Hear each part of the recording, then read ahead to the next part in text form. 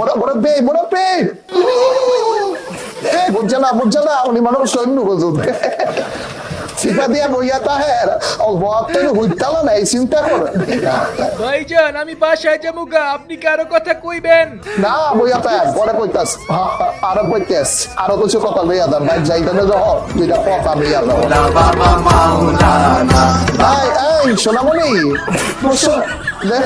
আমাইও নতুন আমার বাথরুম চাপছে, আমি একটু বাথরুমে যাবো, আমি শেষ করে আবার আইসা পড়ুম। মনে করছো সিপা দিয়া বইয়া তাও